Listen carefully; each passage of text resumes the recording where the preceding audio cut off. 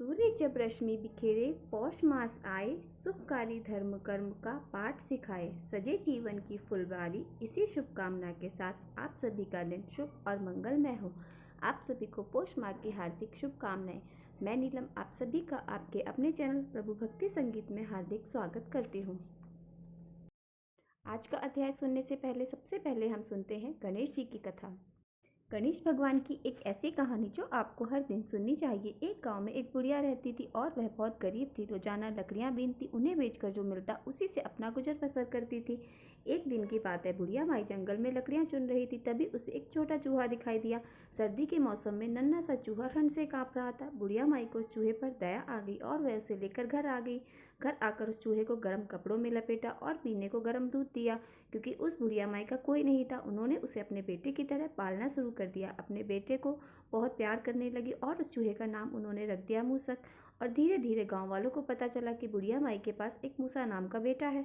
अब समय बीतने लगा। एक दिन की बात है, उसी नगर के राजा के बेटे का विवाह था। पूरे नगर में से प्रत्येक व्यक्ति बारात में जा रहा था। पड़ोसियों ने बुढ़िया माई से पूछा, आपके घर से राजकुमार की बारात में कौन जाएगा? तो बुढ़िया माई बोली, मेरा तो मूसा ही बेटा है, मूसा के अलावा कोई नहीं है, तो मेरे घर से तो मूसा ही जाएगा। आप सभी मेरे बेटे का ध्यान रखना और इसे बारात में साथ लेकर जाना, और आप बारात से जब वापस आए तो साथ लेकर आना। अब बारात वाला दिन आया तो बारात वाले दिन गांव वालों के साथ बुढ़िया का बेटा मूसा चूहा भी गया। बारात पर नगर पहुंची। नगर में पहुंच के सारे बाराती तालाब में स्नान करने लगे। तब वहीं एक तरफ मूसा भी स्नान करने लगा। तालाब के सामने ही राजा का महल था। महल की झरोखे से राजकुमारी बारातियों को देख रही थी। तब उसने तालाब में बारातियों के साथ चूहे को स्नान करते देखा तो आश्चर्य में पड़ गई। शाम को राजकुमार की बारात सज धज कर बैंड बाजे के साथ महल में पहुंची। वरमाला के साथ राजकुमारी को लेने उसकी सखियां गई। वरमाला में राजकुमारी नहीं आई। विवाह में देर होते देख राजकुमारी के माता पिता ने एक नौकरानी को भेजा, लेकिन तब भी राजकुमारी नहीं आई। अब विवाह का मुहूर्त टल रहा था। तब पंडित जी कहने लगे कि दुल्हन को जल्दी से बुलाइए, मुहूर्त निकला जा रहा है। अब आखिरकार राजा रानी अपनी बेटी को लेने गए। तब राजकुमारी कहने लगी, मैं इस राजकुमार से विवाह नहीं करूंगा। यह बात सुनकर माता पिता ने उनका कारण पूछा तो राजकुमारी कहने लगी, उस बारात में एक चूहा भी आया है, मैं तो उसी के साथ विवाह करूंगी। राजा रानी ने राजकुमारी को खूब समझाया कि वह चूहा गरीब है, एक बूढ़ी माई का बेटा है, तुम वहां जाकर बहुत कष्ट में रहोगी। लेकिन राजकुमारी नहीं मानी, जिद पकड़ी रही कि मुझे विवाह करना है तो सिर्फ चूहे से करना है। तब राजा रानी और बेटी की जिद के आगे कुछ नहीं कर पाए। फिर राजा और बारात को सारी बात बताकर क्षमा याचना मांगी। इधर दूल्हे सहित पूरे बाराती बिना कुछ खाए पिए नाराज होकर वहां से चल दिए। फिर राजा ने राजकुमारी का विवाह उस मुझसे से करवा दिया। उधर बारात वापस नगर में पहुंच आई तो बुढ़िया माई ने नगर वालों से पूछा कि तुम सब तो आ गए, परंतु मेरा बेटा मूसा कहाँ है? तब एक व्यक्ति कहने लगा, बुढ़िया माई, तुम्हारे मूसे का तो राजकुमारी से विवाह हो रहा है, वो तो तुम्हारे लिए बहू के साथ धन दौलत लेकर आ रहा है। अब तुम तो बस बहू की स्वागत की तैयारी करो। बुढ़िया माई ने सुना तो बहुत खुश हो गई और झटपट अपनी झोपड़ी को लीपा पोता, सुंदर मांडने बनाए और गुड़ की लापसी बनाई और फिर नगर की सब औरतों को बुलावा भेज दिया। अब बूढ़ी माई की झोपड़ी में मंगल गीत गाए जाने लगे। तभी मूसा रथ पर राजकुमारी के साथ बैठकर धन दौलत के साथ आ गया। बुढ़िया माई ने अपनी बहू का गृह प्रवेश करवाया, सभी को गुड़ बंटवाया। अब बहू के जीवन की खुशियों से भर गया और बहू के साथ वह खुशी खुशी रहने लगी। अब एक दिन बहू ने सोचा कि मुझे अपनी सासू माँ को भगवान गणेश जी के दर्शन करवाने चाहिए। इससे तो पता भी नहीं है कि यह मूसा तो साक्षात गणेश जी है। इधर वह चूहा रोज की तरह अपने कड़े उतार कर पानी में स्नान करने लगा। तब बहू आई और अपनी सासू माँ से कहने लगी, माँ जी, आपका बेटा स्नान कर रहा है, आप जरा इसके कपड़े तो जला दीजिए। तो सास बहू बोली, अगर इसके कपड़े जला दूंगी तो मेरा बेटा क्या पहनेगा? बहू कहने लगी, माँ जी, जैसा मैं कह रही हूँ आप वैसा ही कीजिए। बहू की बात मानकर मजबूरी ने सास ने उन कपड़ों को जला दिया। नहाने के बाद जैसे ही चूहे ने अपनी पत्नी से अपने कपड़े मांगे तो बहू कहने लगी कि आप जैसे भी हैं बाहर आ जाइए। जो दर्शन मैंने आपके शादी वाले दिन किए थे, अब आप वैसे ही दर्शन अपनी माँ को भी करवाइए। तब मुझे अर्थात गणेश भगवान ने बूढ़ी माई को दर्शन दिए। अपने साक्षात गणेश जी के दर्शन पाकर बुढ़िया माई तो धन्य हो गई। इस प्रकार जो भी भक्त भगवान गणेश जी के ऊपर पूरी श्रद्धा विश्वास रखता है, भगवान गणेश अपने भक्तों को उसी रूप में आकर दर्शन देते हैं। ये थी आज की कहानी। अब आप सुनिए अगला अध्याय। पौष मास में आगे की कथा। भगवान श्री कृष्ण ने कहा, अब मैं सूर्य के विशिष्ट अवसरों पर होने वाले व्रत, उत्सव और पूजन की विधियों का वर्णन करता हूँ, उन्हें सुनो। किसी मास के शुक्ल पक्ष की सप्तमी, ग्रहण या संक्रांति के एक दिन पहले एक बार हविष्यन का भोजन कर सायंकाल के समय भली भांति आचमन आदि करके अरुण देव को प्रणाम करना चाहिए तथा सभी इंद्रियों को संयम में रखकर भगवान सूर्य का ध्यान कर रात्रि में जमीन पर कुश की सैया पर शयन करना चाहिए। दूसरे दिन प्रातःकाल उठकर विधि पूर्वक स्नान संपन्न करके संध्या करें, पूर्वोक्त मंत्र ओम घगल करी भगवान की पूजा करें, अग्नि को सूर्य के ताप के रूप में समझकर वेदी बनाएं और संक्षेप में हवन तथा तर्पण करें। गायत्री मंत्र से प्रश्नों का शोधन कर दो, यानी कि शुद्धि कर दो। कुशा की प्रदेश मात्र की एक पवित्री बनाए, फिर उस पवित्री से सभी वस्तुओं का प्रोषण कर दे। फिर अग्नि में बार बार घी डाले, स्वाहा आदि का कुश के द्वारा परिमार्जन और संप्रोक्षणम कर से हवन करें। मनोयोग पूर्वक मौन धारण कर सभी क्रियाएं संपन्न करनी चाहिए। पूर्णाहुति के बाद तर्पण करें, फिर ब्राह्मणों को उत्तम भोजन कराना चाहिए और यथाशक्ति उनको दक्षिणा भी देनी चाहिए। ऐसा करने से मनोवांछित फल की प्राप्ति होती है। माघ मास की सप्तमी को वरुण नामक सूर्य की पूजा करें। इसी प्रकार क्रमश फागुन में सूर्य, चैत्र में वैशाख में धाता, ज्येष्ठ में इंद्र, आषाढ़ में रवि, सावन में नव, भाद्रपद में यम, अश्विन में पर्जन्य, कार्तिक में त्वष्टा, मार्गशीर्ष में मित्र तथा पौष मात्र में विष्णु नामक सूर्य का अर्चन करें। इस विधि से 12 मासों में अलग अलग नामों से भगवान सूर्य की पूजा की जाती है। इस प्रकार श्रद्धा भक्ति पूर्वक एक दिन पूजा करने से वर्ष पर्यंत की गई पूजा का फल स्वतः प्राप्त हो जाता है। उपयुक्त विधि से 1 वर्ष तक व्रत कर रत्न जट स्वर्ण का एक रथ बनवाएं, उसमें 7 घोड़े बनवाएं। रथ के बीच में सोने के कमल के ऊपर रत्नों के आभूषणों से अलंकृत सूर्य नारायण की सोने की मूर्ति की स्थापना करें।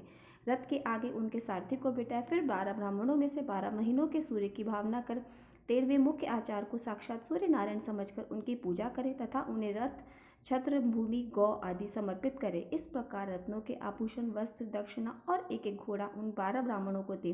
फिर हाथ जोड़कर प्रार्थना करें कि हे ब्राह्मण देवताओं, इस सूर्य व्रत के उद्यापन करने के बाद यदि असमर्थतावश कभी सूर्य व्रत ना कर सकूं तो मुझे कोई दोष ना लगे। ब्राह्मणों के साथ आचार्य भी एवं अस्तु कहकर यजमान को आशीर्वाद दे दें और कहे, भगवान सूर्य तुम मुझ पर प्रसन्न हो। जिस मनोरथ की पूर्ति के लिए तुमने वह व्रत किया हो और भगवान सूर्य की पूजा की है, वह तुम्हारा मनोरथ सिद्ध हो और भगवान सूर्य उसे पूरा करे। अब व्रत ना करने पर भी तुम्हें दोष नहीं लगेगा। इस प्रकार आशीर्वाद प्राप्त कर तीनों नेत्र तथा अनाथ को यथाशक्ति भोजन कराएं और ब्राह्मणों को भोजन कराकर दक्षिणा देकर व्रत की समाप्ति करे। जो व्यक्ति इस सप्तमी व्रत को 1 वर्ष तक करता है, वह 100 योजन लंबे चौड़े देश को धार्मिक राजा होता है और इस व्रत के फल से 100 वर्षों से भी अधिक निष्ठ राज्य करता है।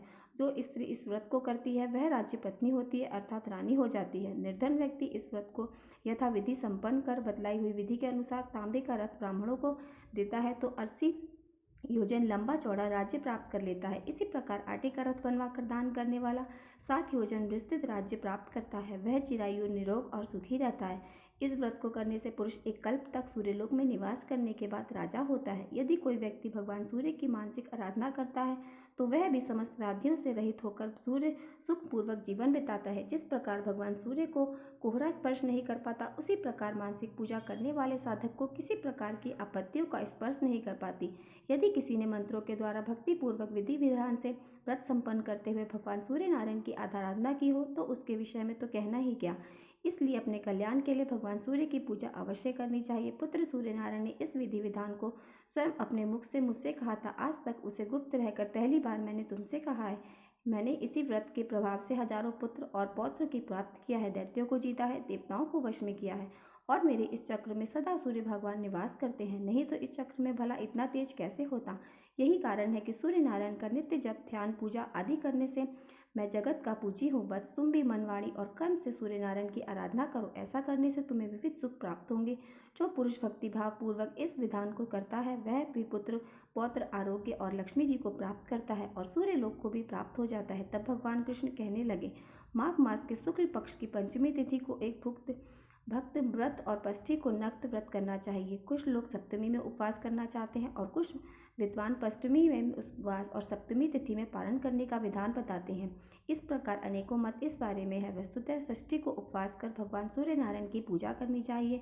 रक्त, चंदन, करवीर, पुष्प, गुगल, धूप, पायस आदि नैवेद्य से माघ आदि 4 महीनों तक सूर्य नारायण की पूजा करनी चाहिए। ज्येष्ठ मास सूर्य नारायण को समर्पित होता है। इस पूरे मास में भगवान सूर्य नारायण की विधि विधान से पूजा करनी चाहिए। आत्मशुद्धि के लिए गोमय मिश्रित जल से स्नान, गौमय का प्रास और यथाशक्ति ब्राह्मण भोजन भी कराना चाहिए। ज्येष्ठ आदि 4 महीनों में श्वेत चंदन, श्वेत पुष्प, कृष्ण अग्र, धूप और उत्तम नैवेद्य सूर्य को अर्पण करना चाहिए। इससे पंचवन कर भगवान ब्राह्मणों को और स्वादिष्ट भोजन कराना चाहिए। आश्विन आदि 4 मासों में अक्ष, पुष्प, अपराजित धूप और गुड़ के पुओं के द्वारा नैवेद्य तथा इक्षु रस भगवान सूर्य को समर्पित करना चाहिए। यथाशक्ति ब्राह्मण भोजन कराकर आत्मशुद्धि के लिए कुशा के जल से स्नान कराना चाहिए उस दिन को शोक का ही प्राशन करे। व्रत की समाप्ति में ज्येष्ठ मास के शुक्ल सप्तमी को रथ का दान करे और सूर्य भगवान की प्रसन्नता के लिए रथ मात यात्रा उत्सव का आयोजन करे। महापुण्यदायिनी इस सप्तमी को रथ सप्तमी कहा गया। यह महासप्तमी के नाम से अभिहित है। रथ सप्तमी को जो उपवास करता है वह कीर्ति, धन, विद्या, पुत्र, आरोग्य, आयु और उत्तम कांति प्राप्त करता है। पुत्र, तुम भी इस व्रत को करो जिससे तुम्हारे सभी अभिष्ट को सिद्धि होगी। और इतना कहकर शंख, चक्र, गदा, पद्मधारी श्री कृष्ण अंतर ध्यान हो गए। सुमंतु ने कहा, हे राजन, उनकी आज्ञा पाकर भक्तिपूर्वक सूर्य नारायण की आराधना में तत्पर हो गया और रथ सप्तमी का व्रत किया और फिर कुछ ही समय में रोग मुक्त होकर मनवांछित फल प्राप्त कर लिया। अब सुनिए सूर्यदेव के रथ और उसके साथ भ्रमण करने वाले देवता, नाग आदि के वर्णन के बारे में। शतानिक ने पूछा, हे मुनि, सूर्य नारायण की रथ यात्रा किस विधान से करनी चाहिए? रथ कैसे बनाना चाहिए? इस रथ का प्रचलन मृत्युलोक में किसके द्वारा हुआ? इन सब बातों को आप कृपा पूर्वक मुझे बतलाइए। सुमंतु मुनि बोले, राजन, किसी समय सुमेरु पर्वत पर समासन भगवान रुद्र ने ब्रह्मा जी से पूछा, ब्रह्मा जी, इस लोक में प्रकाशित करने वाले भगवान सूर्य किस प्रकार के रथ में बैठकर भ्रमण करते हैं, इसे आप बताइए। तब ब्रह्मा जी कहने लगे, हे त्रिलोचन, सूर्य नारायण जिस प्रकार के रथ में बैठकर भ्रमण करते हैं उसका मैं वर्णन करता हूँ, आप सुनिए। एक चक्र, 3 नाभि, 5 अरे तथा स्वर्णमयी कांतिमान 8 ब्रह्म बंधनों से युक्त, एक नमी से सुसज्जित, इस प्रकार के 10,000 योजन लंबे चौड़े अतिशय प्रकाशमान स्वर्ण रथ में विराजमान भगवान सूर्य विचरण कर रहते हैं। रथ के उपस्थित से ईशा दंड तक 3 गुना अधिक है। यही उनकी सारथी अरुण बैठते हैं। इनके रथ का जुआ सोने का बना हुआ है। रथ में वायु के समान वेगवान छंद रूपी 7 घोड़े जते रहते हैं और उसके साथ में संवत्सर में जिससे अवयव होते हैं वही रथ के अंग में है। तीनों काल चक्र की 3 नाभियां हैं, 5 ऋतुएं हैं, अरे हैं और छठी ऋतु नेमी है। दक्षिण और उत्तर यह 2 अयन रथ के आगे भाग है। मूर्त में मुहूर्त रथ में इशु कला, शम्य काष्ठा रथ के कोण, क्षण अक्ष, दंड निमेश रथ की कंड, ईशा दंड लाभ, रात्रि मर, वरुण धर्म रथ का ध्वज, अर्थ और कामधुरी का अर्घ भाग, गायत्री, त्रिपति, अनुष्टपति, बृहति तथा उष्ण्य के ये 7 छंद अशात अश्व है। धुरी पर चक्र घूमता है। इस प्रकार के में बैठकर भगवान सूर्य निरंतर आकाश में भ्रमण करते हैं। देव, ऋषि, गंधर्व, अप्सरा, नाग, राण और राक्षस यह सब सूर्य के रथ के साथ घूमते हैं और 2-2 मासों के बाद इनका परिवर्तन हो जाता है। धाता और अरिहल, पुलश और पुलह नाम के 2 ऋषि, खंडक, वासुकी नाम 2 नाग, तुंब और नारद यह 2 गंधर्व, कुतुस्थला और पंजिका स्थल ये अप्सराएं, रथ, कस्त्र और यथो यजा ये 2 यक्ष होती हैं तथा प्रह नाम के 2 राक्षस ये क्रमशः चैत्र और वैशाख मास में रथ के चला करते हैं। मित्र तथा वरुण नामक 2 आदित्य, अत्रि तथा वशिष्ठ यह 2 ऋषि, रथ तक्षक और अंत 2 नाग, मेनका तथा सहजन यह 2 अप्सराएं, हाहाहू 2 गंधर्व, रथ स्वाहन और रथ चित्र में ये 2 पक्ष, पौरुष और वध नामक 2 राक्षस क्रमशः ज्येष्ठ और आषाढ़ मास में सूर्य के रथ में चला करते हैं। श्रावण और भाद्रपद में इंद्र तथा विप्सवान नामक 2 आदित्य, अंगिरा तथा भृगु नामक 2 ऋषि, ऐलात, पर्ण तथा शंखपाल यह 2 नाग, ब्रह्म लोचा और दुंदु नाम की 2 अप्सराएं, भानु और दुर्दर्शन ब्रह्म नामक 2 राक्षस, स्रोत और अपूर नामक 2 यक्ष सूर्य रथ के साथ चलते रहते हैं। अश्विन और कार्तिक मास में पर्जन्य और पूष मास के 2 आदित्य, भारद्वाज और गौतम नाम के 2 ऋषि, चित्रसेन तथा वसु, रचु रुच नामक 2 गंधर्व, विश्वासी तथा धृताची नाम की 2 अप्सराएं, रावत और धनंजय नाम के 2 नाग और सेनास तथा सुषेण नामक 2 यक्ष, आप और वात नामक 2 राक्षस सूर्य रथ के साथ चलते हैं। मार्गशीर्ष तथा पौष मास में अंशु तथा भग नामक 2 आदित्य तथा कश्यप और कृतु नामक 2 ऋषि, महापद्म और कर्कटोक नामक 2 नाग, चितांग और अरण्या नामक 2 गंधर्व, सहा और अहिया नामक 2 अप्सराएं, ताश और अरिष्ट में नेमि नामक यक्ष, आप तथा वात नामक 2 राक्षस सूर्य रथ के आगे चलते हैं। माघ फागुन में क्रमशः पूषा तथा जिष्णु नामक 2 आदित्य, जमदग्नि और विश्वामित्र नामक 2 ऋषि, कारदेव और कमल स्वर का यह 2 नाग, धृतराष्ट्र तथा सूर्यवर्चा नामक 2 गंधर्व, लोतमा और रंभ्या ये 2 अप्सराएं, सेनजत और सत्यज नामक 2 यक्ष, ब्रह्मोपेत तथा यज्ञोपेत नाम के 2 राक्षस सूर्य रथ के आगे चला करते हैं। श्री ब्रह्मा जी ने कहा, हे रुद्रदेव, सभी देवताओं ने अपने अंश रूपी विविध अस्त्र शस्त्रों को भगवान सूर्य की रक्षा के लिए उन्हें दिया है। इस प्रकार सभी देवता उनके रथ के साथ भ्रमण करते रहते हैं। ऐसा कोई भी देवता नहीं जो रथ के पीछे ना चले। इस सर्वदेवम सूर्य नारायण के मंडल को ब्रह्म देवता, ब्रह्म रूप याज्ञिक, यज्ञ स्वरूप भक्त, भगवत भक्त, विभूर तथा शैव शिव स्वरूप मानते हैं। यह सुनाभिमानी देवगण अपने तेज से भगवान सूर्य को आप्लावित करते रहते हैं। देवता और ऋषि हर समय भगवान सूर्य की स्तुति करते हैं, गंधर्व गान करते हैं तथा अप्सराएं रथ के आगे नृत्य करती हुई चलती रहती हैं।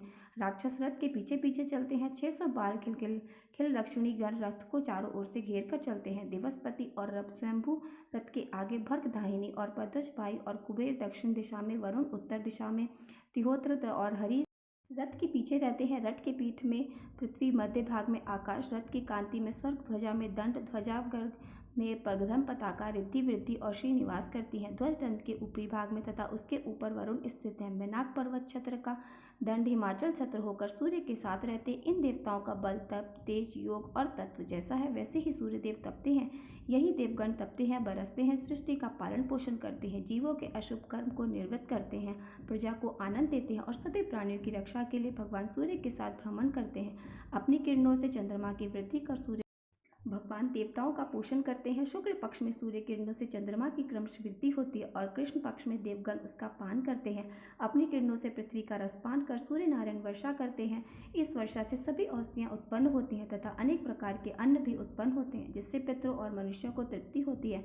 एक चक्र वाले रथ में भगवान सूर्य नारायण बैठकर एक अहोरात्र में 7 द्वीप और समुद्रों से युक्त पृथ्वी के चारों ओर भ्रमण करते हैं। एक वर्ष में 360 बार भ्रमण करते हैं। इंद्र की पूरी अमरावती में जब मध्याह्न होता है तब उसी समय यम की संयमपुरी में सूर्योदय, वरुण की सुधा नाम की नगरी में अर्धरात्रि और सोम की विवाह नाम की नगरी में सूर्यास्त होता है। संयम में जब मध्याह्न होता है तब सुखा में उदय, अमरावती में अर्धरात्रि और विभ में सूर्यास्त होता है।